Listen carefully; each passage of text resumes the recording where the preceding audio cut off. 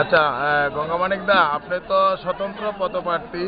তো আজকের যে রাঙামাটি পৌরসভা নির্বাচন চলছে, এটার উপর আপনার একটা প্রতিক্রিয়া ব্যক্ত করার জন্য আমি অনুরোধ করছি।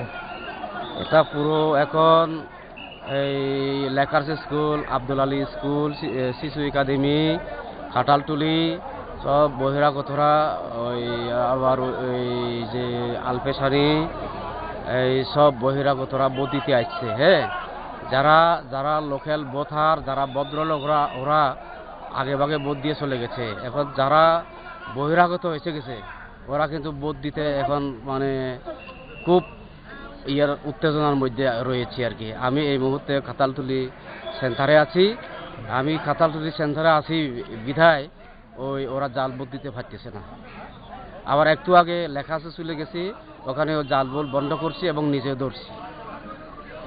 তো নির্বাচন কমিশনের পক্ষ থেকে অথবা স্থানীয় প্রশাসনের পক্ষ থেকে এ ব্যাপারে কি উদ্যোগ নিতে আপনি দেখেছেন? ওই প্রথম থেকে ওই নির্বাচন কমিশন তো এখানে পায়নি। ওই জেলা প্রশাসক মহোদয়, এসপি মহোদয় প্রথম থেকে উনি পুরো সেন্টার ঘুরেছেন। তখন 12টা-11টার দিকে ভালো ছিল, এখন 2টার পরে থেকে এই পর্যন্ত খুব উত্তেজনাকর অবস্থায় হয়েছে।